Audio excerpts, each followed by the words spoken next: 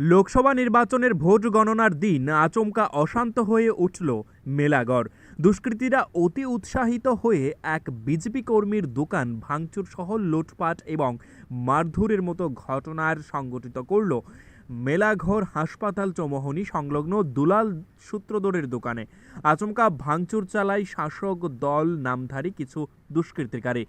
ঘটনা দেখতে পেয়ে দোকানের মালিক দুলাল সূত্রধর এগিয়ে আসতেই ওনাকে মারধর চালায় এবং ওনার গলার চেইন নিয়ে যায় বলে অভিযোগ। দুলাল সূত্রধরের অভিযোগ, দুষ্কৃতিকারীরা বিভিন্ন অবৈধ কার্যকলাপ সহ বিভিন্ন দুর্নীতিমূলক কার্যকলাপের সঙ্গে জড়িত রয়েছে। পরে মেলাঘর থানায় এই বিষয়ে একটি অভিযোগ জানা হয়। পুলিশ ঘটনার সত্যতা যাচাই করতে ঘটনাস্থলে উপস্থিত হয়ে একটি মামলা হাতে নিয়ে ঘটনার তদন্ত শুরু করে দেন। এই নিয়ে গোটা এলাকায় চাঞ্চল্যের সৃষ্টি হয়। এখন দেখার বিষয় রাজ্য প্রশাসন এবং রাজ্যের শীর্ষ নেতৃত্ব এই ধরনের দুষ্কৃতীদের বিরুদ্ধে ব্যবস্থা গ্রহণ করতে কি উদ্যোগ গ্রহণ করেন। আমি দোকানে আসছিলাম না, দোকান থেকে আমি ওইদিকে গেছি, ওদিক থেকে আইতাছি, আয়া দেখি দোকানটা এই বেরিয়েছে। তো তাড়াতাড়ি করে আমি ধরছি, ধরার পরে আমার দোকান ঢুকাইছিলাম, মানে 15-20 জনে ধরছে, 15-20 জনে ধরেছে আমার কাছে।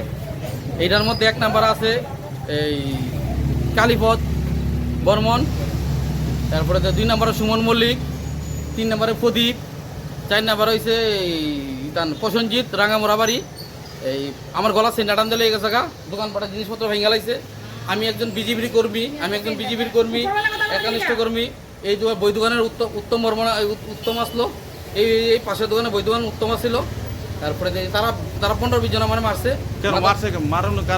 মারণের কারণ হচ্ছে তারা নিকুশনের পার্টি, আমরা তারা লোক নিকুশন করি না, আমরা ব্যবসা বাণিজ্য লয়ে আসি। তারা লোকে নিকুশনে থাকতেই তারা বিজেপি পার্টি করে, আমিও বিজেপি করি। তারা লোকে থাকতেই করতেই, আমরা দুষ্কৃতির মধ্যে যাইতাম না। তারা বাজে কাজ করবো। কয়েকদিন আগে শুভলতুর বিল্ডিং ভাঙাচুরি করছে, এই তারাই করছে। আপনার নাম কি? আমার আবার আরেকজন হচ্ছে সুমন মল্লিক, আমার নাম দুলাল সূত্রধর। তো আমি উপর মহলে জানাইছি, আমার বাড়ি পদ্মডাপা। আমি উপর মহলে জানাইছি, জানানোর পরে কইছি ঠিক আছে, আমরা দেখতাছি ব্যাপারটা, আপনারা একটু শুধু কেসটা শুধু আমরা এন্ট্রি করেন। আমরা থানা মামলা হয়েছে, থানা মামলা করছি না, ওখানে করুন। আমার গলা চিন্তা টান দিয়ে গেছে সেই টানে। এই যে প্রসেনজিৎ রাঙামোড়া বাড়ি, কতটুকু আসলো? 2 ভর্তি একটু কম ছিল। Bureau report, news live 24 Tripura.